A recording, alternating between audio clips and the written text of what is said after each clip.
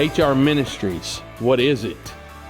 For 25 years now, people have asked that question regularly, and as the director, I want to share with you my heart. About 25 years ago, I went through the program Experiencing God, and most of what you hear today and see is about the response to what God's already doing, us adjusting to Him and seeing His power and glory in what He does and allows us to be a part of.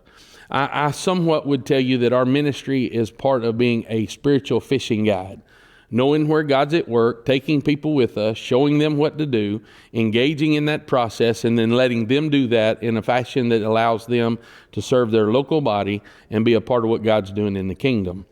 We do that through the opening of Job Corps, the prisons and the jails that God's given us a liberty to serve in and meet the needs of people as we do it. It comes through our local area where we have Joseph Storage Bin and other things where people participate with us.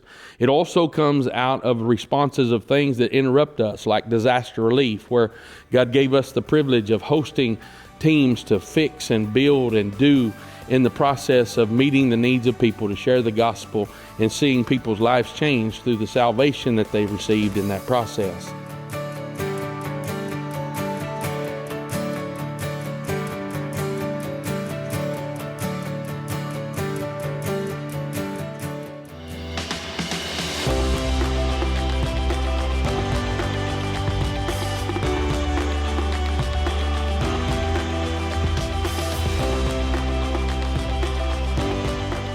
God gave us the liberty just recently to engage in foreign missions. That's through a process called New Ground, because God told us that He would give us new ground. Recently, we have been training in Ethiopia, Uganda. We have an opportunity in Kenya, Pakistan online, and even, as I talk about that, India. Well, what does that look like? Well, God's given us a privilege to connect to 30 Life Principles and the CBT, Chronological Bible Training, and as we do that, God is using us through the means of media in radio, podcasting, and other things that God's given us for digital missionary work, and we want people to be a part of that. As I say that, here's what I would challenge you.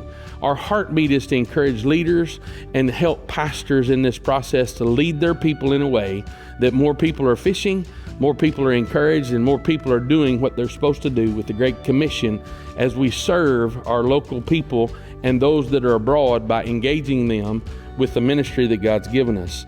We like to host teams.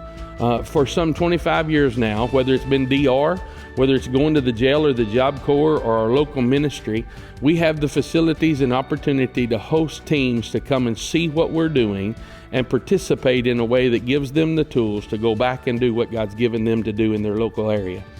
Here's what I'm telling you. Come see us. We want you to sign up, be a part of what's going on. Maybe you're to go overseas, maybe it's local, maybe it's to redevelop something in your local area, but we need you to come and be a part of what's going on. The second thing that I would tell you is this. Sometimes people ask us, what do you need? We need you to go. What does that mean? That means get on board, do what we're doing, and see what God wants to do with it, and be a part of the gospel ministry. We need you to pray. Join our prayer team, be a part of what's going on in that process, and at the same time, I hate to say it, but in your own way, you give. Give of your time, your talents, your resources, your money, whatever that may be that God leads you to do, because those resources are put together for what you've already seen, what we're doing, and what God wants to do in the future. From my heart to yours, here's what I would tell you. We understand that there's a literal place called hell. Hell is real ministries. Revelation 1:18 says, I am he that was dead, and yet I liveth, and today I hold the keys to death and hell. Our end goal of all of this is to share the gospel of Jesus Christ with people. I challenge you, find out what we're doing at HR Ministries. Let us be a part of your life, and we hope that it will change and challenge the lives of others. God bless.